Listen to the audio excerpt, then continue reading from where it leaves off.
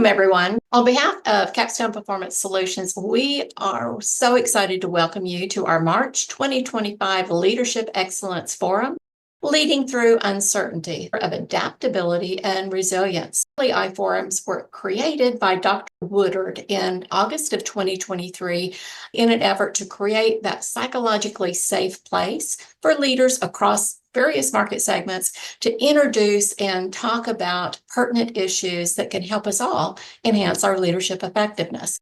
Our forums are very informal, but we do have a very structured process. Just keep in mind that this is a safe place to share your thoughts, be the issue you would like to be. A few thoughts about our engagement. Please keep your cameras on so that we can see your beautiful faces. Feel free to share your knowledge, skills, and background. And at the end of our forum, we would love for you to share 2 insights that you've gained from our forum and 2 action steps that you would like to take to apply it to your work. And now, Dr. Woodard, would you like to kick off our topic for today? Absolutely, Tammy. Thank you so much for that great introduction. And yes, the purpose of the Leadership Excellence Forum is for leaders to be able to connect with each other.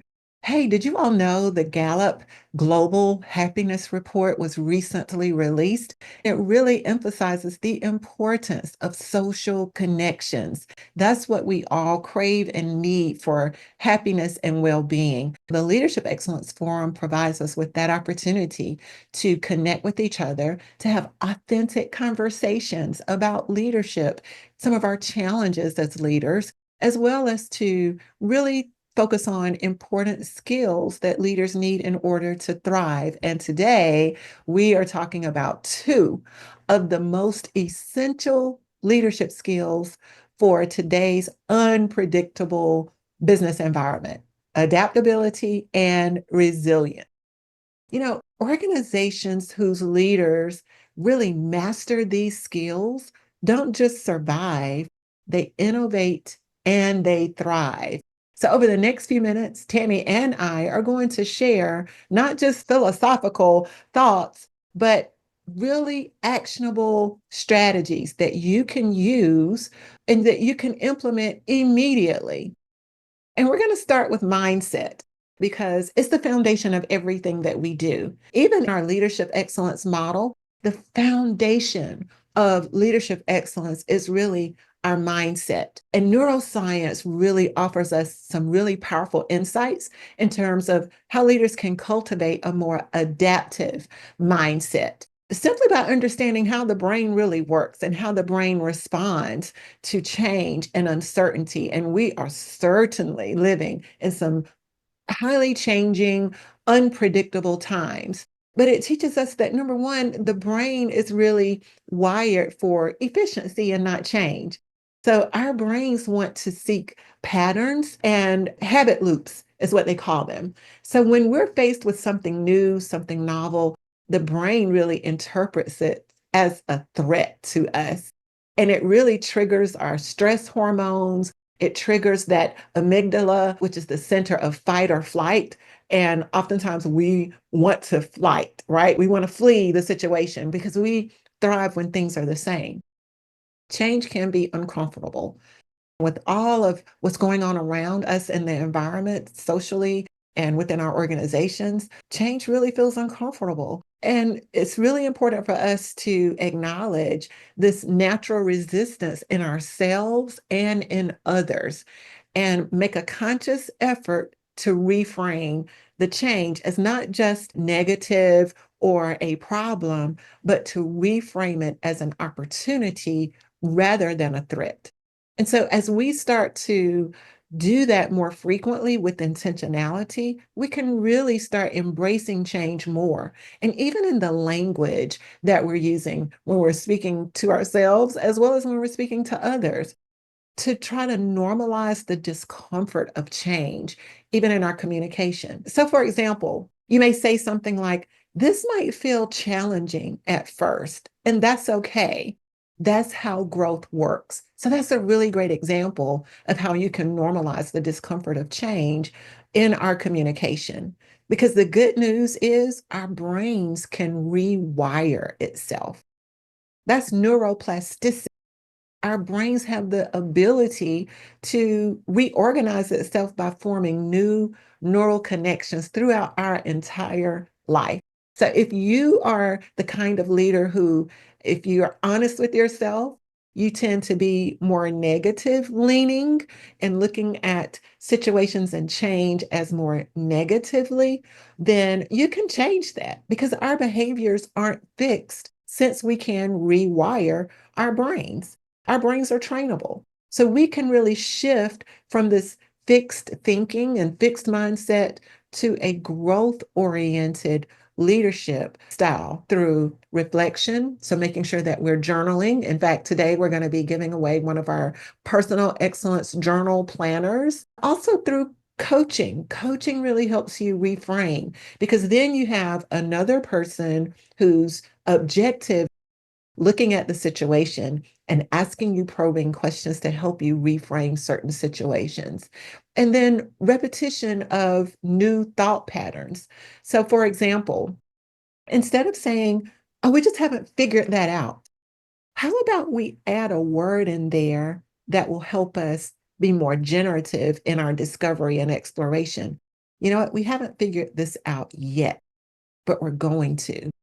So when we add yet to the notion that we haven't figured something out, it really subtly reinforces a growth mindset at a more neural level, and it begins to help us retrain our brains.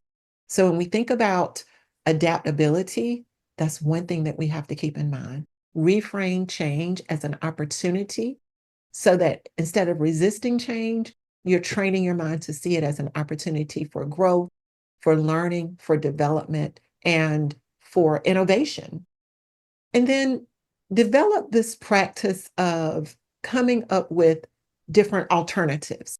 They call it scenario planning. I coach a leader, a CEO who I was speaking to a couple of months ago. Of course, with all of the abrupt changes that are occurring, she said, and I thought it was brilliant on her part. I am coming up with various scenarios. What if scenarios? What if this happens? How is this going to affect our budget? How is it going to affect our workforce? Are we going to have to downsize at any point? Are we going to have to do furloughs at any point? So she was coming up with these various scenarios that would be most helpful so that she will have options as she's considering all of the change that's happening all around her. So it's important for us to develop out potential, anticipate potential challenges, and then develop what if scenarios and alternate solutions so that when those things actually happen, we can think more deeply and we already have a plan in place for that particular scenario. And lastly, try to cultivate a growth culture and orientation within your organization. And we can do that by number one, creating a psychologically safe environment. Our cognitive flexibility improves when we feel safe. So it's important to, instead of having a negative, toxic type work culture and environment, to create a psychologically safe environment where people are not judged, they don't feel threatened, and they're not punished for taking risk.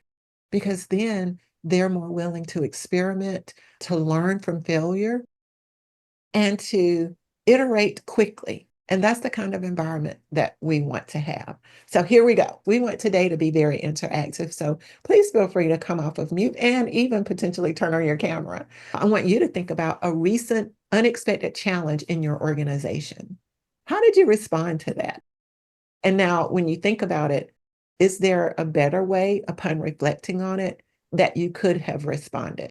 So, how did you actually respond? And in reflection, was there a better way for you to respond? Would someone like to share with us a recent challenge that you experienced in your work? I will share if no one else will. Thank you. I work with a group of physicians, and sometimes it's really hard to get them all in one place because their schedules are so busy. They're on call, they're in clinic, et cetera, et cetera. My approach was kind of terse initially. We need to be here. We need to handle this business. I need you to be here. But I understood from the beginning, but my priorities are different because the organization is what I focus on as employment and want to do a good job. It's something they're just members of, and they have other things for employment, very important things. So I started being a little more flexible with how I handle their schedules. I ask, do we do doodle polls now? What's going to work best for the majority? And I share those results with them so that they understand this was the majority, even if it's just one over. Most people can do it at this time. And so this is what we're going with. So they'll understand you had a say in this. And I usually give them a deadline, if you can answer by this time. And it seems to be working better to let them decide instead of setting, even if it's something we said, we're going to meet every third, whatever. Sometimes that doesn't always work and we have to modify. So letting them have a hand in the schedule has worked a little better to garner their opinions about what's best for them. And, sometimes that means several of them aren't present, but we're going with the majority. So, and it's less headache for me. Mhm.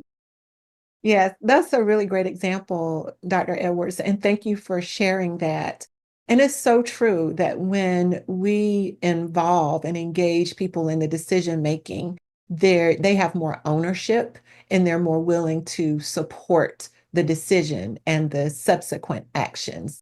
So, great example, and thank you for sharing that. So now we're going to roll right into the next topic, which is resilience. And Tammy Land, what would you like to share with us regarding organizational resilience?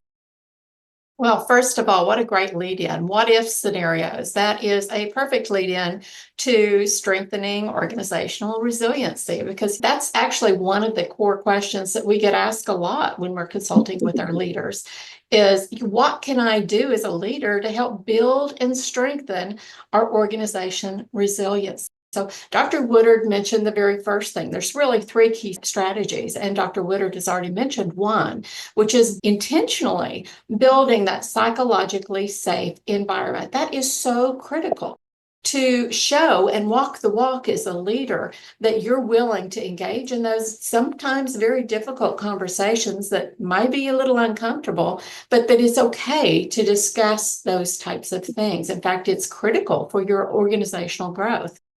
And then strengthening your team's crisis response process by establishing those very clear and adaptable. Adaptability is critical here. Contingency plans so that your team can act very decisively in a planned way in times of uncertainty. And part of that, honestly, is prioritizing the well-being and the energy of your team. Resilient leaders sustain very high performance standards by managing your stress and promoting that work-life balance and setting an example of healthy habits. And sometimes that can be as simple as a leader of consistently scheduling those all-important one-on-one meetings with your individuals, because not everyone is comfortable sharing their insecurities or their fears in an open forum. So having those one-on-one meetings scheduled where you've got a planned agenda and they share agenda items with you before the meeting, that gives your people an opportunity to talk about what's going well, what's not going well, what do I need from you? And those are the four most important words as a leader you can share with your team. What can I do for you? Okay, that's 5 words. What can I do for you? How can I help you? And when you do that, that builds that trust. It builds the confidence within your team, helping to form that psychologically safe environment. And that's when your organization really starts thriving, because you're building the culture of that organization and long-term increasing the organization's brand when that starts filtering through the entire organization. I mentioned earlier, Tammy, that the Gallup Global Report, Happiness, was recently published.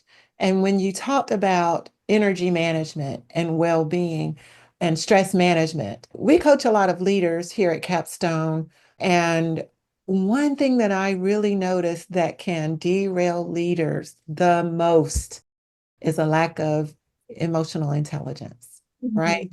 Just being in a crisis and then using words that are tearing down people and judging people, and even some who are threatening people. making comments that are physically threatening. Yes, we are in some challenging and stressful times, but you all, that's why it's even more essential and important for leaders right now to manage your own energy and manage your own stress levels. So, what are you doing to create more work-life balance for yourself and for your team?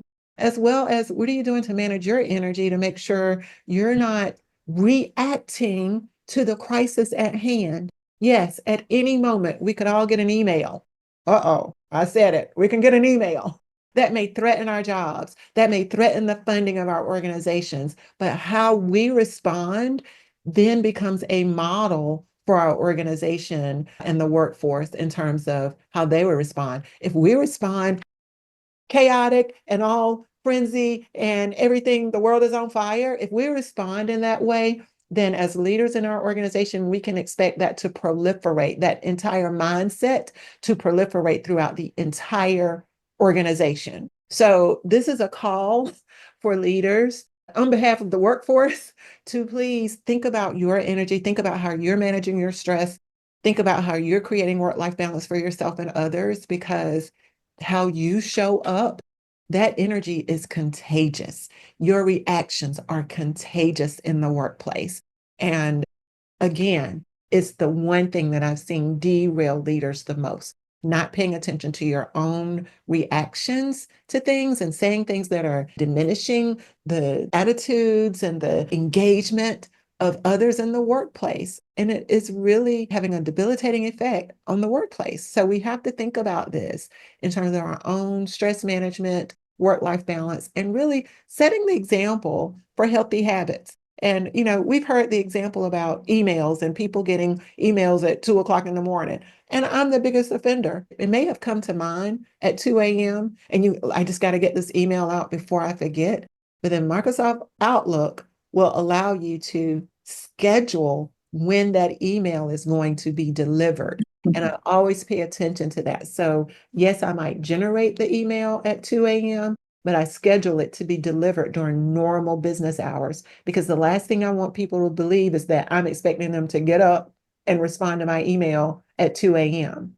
As leaders, we have to be models of healthy, life-giving, and generating healthy habits. So I'll pause right there and see, would anyone like to share? How are you doing? How are you doing as a leader on creating psychological safety, energy management, and crisis preparedness? How are you doing? How would you rate yourself on a scale from 1 to 5? I will. I probably give myself a 3. I could do better, but I'm not the worst. And I am a 2 a.m. emailer. Uh-oh. But I will tell you, as you were saying that, I've noticed a couple of my colleagues have in their tagline, it's something akin to my workday may look different than yours. You may receive this at an odd time, but feel free to respond during your normal business hours. And I'm thinking about adding that to my tagline because I'm probably not going to schedule it with Microsoft Office. That's just being transparent. And I think when I'm doing it, I have to work in a time that's convenient for me. And sometimes that is more convenient. And I'm not expecting somebody to answer me right then. But, Mhm. sometimes it's just for awareness or get to it at your earliest convenience. So I like that idea of maybe making it a part of my signature that respond at your earliest convenience, but you don't have to respond right now. But I'm sending it right now. Yes. So just Dr. Z, I love that you have an awareness that I have one client who she said she was on a cruise, so she barely had a cell phone signal, and her president was still texting her, emailing her, and she really couldn't enjoy her vacation because she was trying to respond, find a spot, a hot spot, so that she would have a signal so she could respond to her president. And that's just really insensitive. Allow people to have their rest time, their weekend time, their vacation time. It's only fair, and it creates more engagement within the organization. Connie, thank you so much for your response. You said you're a firm believer that work stops at 5 p.m. and starts again at 9. Thank you for sharing that, Connie. She said, I actively encourage my team to take their full lunches. That is great because some people feel pressured so much they will work right through their lunch breaks. And Connie went on to say, however, the downfall here is our workloads. Sometimes we have no option but to stay past 5. And that is absolutely true. And that's why I believe, Connie, it's also important to, like you're doing, encourage when there are periods for rest breaks, to encourage that they take those. And then as a team, just have transparent, authentic conversations that are about, hey, you all know we have this huge event coming up, or we have this huge report that's due, or we have this audit coming up. So the next couple of weeks may look a little more hectic than what we're normally accustomed to. But we have to pull together as a team, and that may look like staying past 5. But as soon as this event is over or the audit is over, we're going to go right back to our normal work pace so that we'll all have work-life balance. I think your team would be more willing to dive in and commit to working for that intense period of time to accomplish the goal because you've told them, hey, you all, this is coming up. It's really important. It may require that we work past our normal hours, but as soon as we get through this as a team, we're going to Selah, we're going to celebrate, and then we're going to go back to our normal working schedule. Give people an expected end, not that this is our new normal. We're going to be working past 5 every day. So those are just some of my thoughts. Tammy, you want to chime in on that, or anyone else on the Actually, call? I would thank you for that, Dr. Woodard. I'd actually like to swing around some.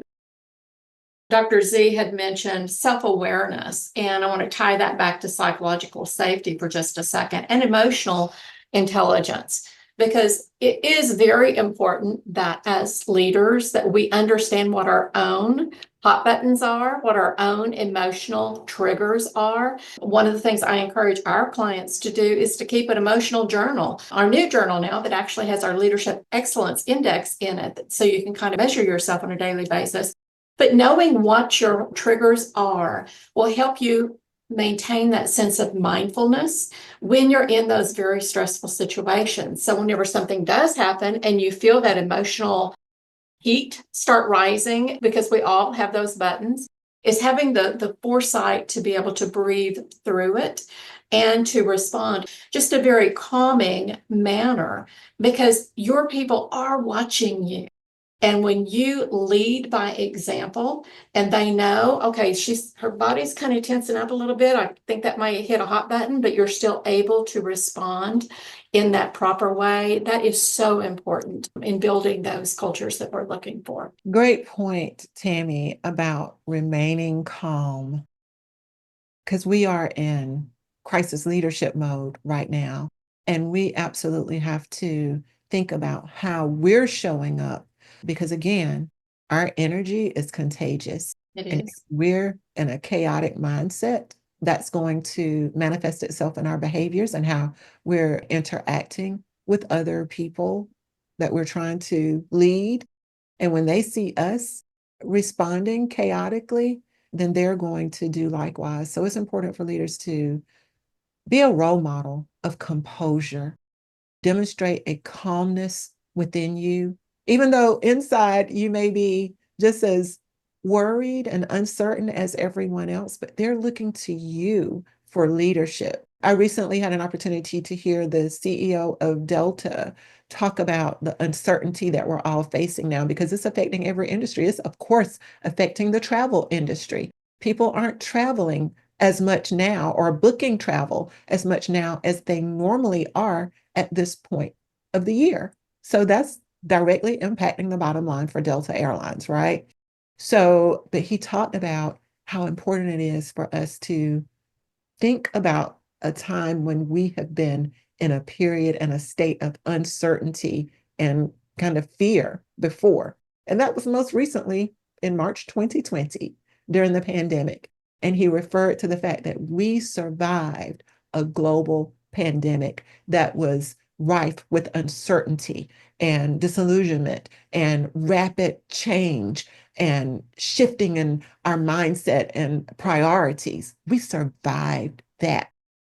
We will survive this as well. Because one thing is true, chaos can't last very long. There has to be a calming down. The pendulum is going to sway to the other end, but we have to be resilient in our leadership. We have to demonstrate calm, and we have to be confident and really set the tone for our teams that we're leading and really foster a we've got this mindset. That's exactly what the CEO of Delta was saying. We've got this. And we do, you all. We have this. We have past successes that we can extract lessons from and bring forward into the present. That's what we must do in this moment. Think about when we've been in this situation before, because we have. What did you do? And you can even do this exercise with your teams that you're leading. We've survived uncertainty before, you all. Let's think about, what did we do the last time we were in a national state of uncertainty or an organization-wide state of uncertainty? What did we do that helped us cope and thrive during that time period? Let's go back and do the same thing now.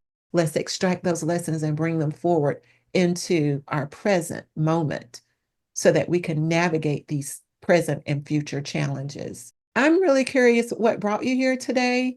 What did you hope to learn? We want to make sure we're covering everything that you hoped to learn today. So if you want to put it in the chat or come off mute and just share with us, what did you hope to walk away with today so we can make sure we're covering that before the end of our time together today? Communication styles. That's a good one, Connie. She said, I'm looking to better my communication styles. Okay, thank you for sharing that, Connie. And what we have to keep in mind as leaders during times of uncertainty and rapid change is, and you know what? I'm going to reverse that. Anytime we're leading, right? Yeah. Communication is so important. Tammy and I have had the great fortune to go inside of organizations in various sectors, higher education, government, healthcare. And what we're finding when we do our organizational effectiveness assessments, communication is always in the top 3 of the most important challenges that the organization is facing. I just want to emphasize that in times of uncertainty and change, it's important to communicate with transparency, positivity, and that goes back to mindset, right? So think about your mindset and how you're showing up. Are you showing up more positively, using affirming, generative language? Or are you using language that's more vague, uncertain, negative leaning, judgmental? And start paying attention to that. Start shifting your language. Acknowledge, yes, we're living in and we're working in some uncertain times. Acknowledge that, because we can't deny it, right? And it would be inauthentic of us to go into leading our teams without acknowledging the present moment of what we're all dealing with and what we're all facing. We want to be authentic leaders. Authentic leaders will recognize we're living in some strange and some uncertain times. So acknowledge that uncertainty while also simultaneously reinforce a clear, forward-focused vision for the future. That's what the CEO of Delta said. That's what he demonstrated. Yes, we're in some uncertain times now, but we've survived worse before, and we've got this. We can take the lessons we learned from the pivots that we had to make during the pandemic, and we can apply that to the uncertainty and the chaos that we're experiencing right now. So you see how he demonstrated acknowledging the current moment, but then also pulling people forward into the future with a positive vision for the future. We can do both. We must acknowledge and let people express how they're feeling right now, but then don't let them stay there. As a leader, use your influence, use your words to encourage them, to give them hope, and to let them know you're right there with them in the trenches, and we are going to make it through this together. But you've got to demonstrate that calm spirit, that forward-thinking vision, and use that we've got this mindset highlight those past successes where you have overcome adversity, challenges. Highlight that and say, what did we do that contributed to our success in handling that? And let's do that again. Let's press that button over and over and over. We can do this. That way, it will instill confidence in your team's ability to navigate these current and future challenges, and they'll have more confidence in you as their leader if you communicate in that way. Connie, I hope that was helpful. Did that provide you with a couple of insights? Okay, great. I'm glad that was helpful, Connie. Dr. Woodard, you mentioned storytelling, and I just wanted to stand on your shoulders on that one, because storytelling is so powerful to show your team that you understand what they're going through. But again, showing that path forward using those stories, it's just one of the most wonderful things I think a leader can do in those really tense moments. Mm-hmm. Yes. Think about the stories you're telling yourself. That's where imposter syndrome can sneak in. Mm-hmm. And I always encourage leaders when I'm coaching them, think about your past success. What have you accomplished up to this point? Look around we call them receipts. What receipts do you have? That's justification and evidence of past success. You're here today. You're in a leadership role today. That in and of itself should give you confidence, Dr. Z, in terms of leading through uncertain times.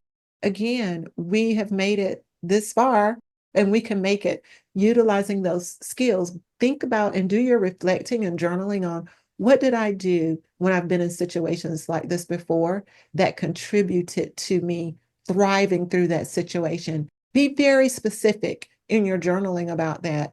And then think about, now, how can I take that skill set and apply it in this new situation of uncertainty that I'm finding myself in? But when we take a moment to pause and reflect on our achievements, our success, the way we've been able to lead our teams thus far, that should give us a great deal of confidence of how to move forward as leaders in turning adversity into opportunity. We have a personal excellence planner that we would like to award to one of you for participating today. We really appreciate your time coming into the Leadership Excellence Forum, and tell your friends. We have these Leadership Excellence Forums every month. This is just our way of contributing to the leadership community. These are complimentary sessions that we do just to help leaders connect with each other as well. And feel free to put your contact information, your LinkedIn profile, put a link in the chat so that we can all connect with each other. And I want us to stay connected. So please make sure you make plans to attend our next Leadership Excellence Forum. And Tammy will tell us all about that. But I want to just close with adaptability and resilience, what we've been talking about today. These are not just survival skills. They're really the foundation of leadership. They're the foundation of growth, of innovation, and any long-term success that we hope to achieve and sustain within our organizations. And so by applying the strategies that we have talked about today, you're going to be able to lead with greater confidence, greater agility, and greater influence with your teams, no matter what challenges arise. So I encourage you to pick one or two of the strategies and actions that we've shared with you today and implement it immediately. Talk to your team and be mindful of using positive language. And then, come back to the forum next month and tell us how you did, or send us an email. We would love to profile you on our social media if you want to share. And Connie asked, do we do different topics every month? Yes, Connie, we do. We stay abreast and apprised of what's going on in the world of work and in leadership throughout the US and beyond. And we'll select a topic based on that we think will be most relevant to the leaders. So yes, the topics change every month. So Tammy, would you like to go ahead and tell everyone about the April event, Leadership Excellence Forum, and award the door prize for today? I would be happy to. So our next Leadership Excellence Forum is going to be scheduled on April 17th with a very special guest, Mr. Jeff Williams. He is the director of the CDC Office of Safety, Security, and Asset Management. And that will be held, as always, from 11:30 a.m. to 12:10 p.m. So I have created for our special giveaway today a randomizer wheel. So let me go ahead and press that right quick, and I'll tell you who wins our wonderful new Daily Excellence Journal. And while she's spinning, I just want to say I'm really excited about our April forum, speaking with Jeff Williams, because he has been at the CDC in leadership for nearly 25 years. He worked his way up to being a senior director, working directly under the CEO of the CDC. And he is a certified project management professional. He has earned his MBA from the University of Georgia. He leads a team of engineers and construction and facilities professionals. So he's going to have quite a bit to share with us. And I'm giving him the opportunity to select the topic he wants to bring forward in the forum. So please follow us on social media, visit our website, learn more about what we do. And if there's any way we can help you and your organization and your teams through coaching and leadership development, we are happy to do that. So Tammy, I'll turn it back over to you. Thank you all so much for coming today. Who's the winner, Tammy? Connie? Congratulations, Connie. So Connie, if you will you can email us, or if you feel comfortable putting your information in the chat. I think we do have your email address from your registration, and we will email you, Connie, to get your shipping address so that we can ship the door prize to you, which is our 2025-2026 Personal Excellence Planner Journal. So congratulations to Connie, everyone. Let's give her a virtual round of applause. Thank you so much, Connie. I think this may be, Connie, is this your first time attending a Leadership Excellence Forum? Thank you, Mohammed. Yes, it is. Wow. I think you should go buy a lottery ticket today. So, okay, well, welcome, Connie, if this is your first time. Mohammed, is this your first time attending a Leadership Excellence Forum? Yes, okay, well, welcome, Mohammed. We're glad to have you here, and we hope you will return again next month. And I see Mandy Morris.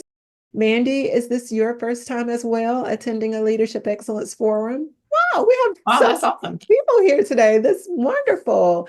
And last but not least, Professor Hazra, is this your first time attending a Leadership Excellence Forum? Oh, Mandy, you are so welcome. We love this. This is our way of contributing to the development of leaders, and we just enjoy it so much. Yes. Well, thank you, everyone. Thank you, Tammy. Thank you, Dr. Z. Dr. Z is usually one of our regular attendees at the forum. Jonathan, thank you for being here today. We appreciate you all, and we hope you have a wonderful day and go make daily excellence possible for yourself and others. Thank you all, and take care.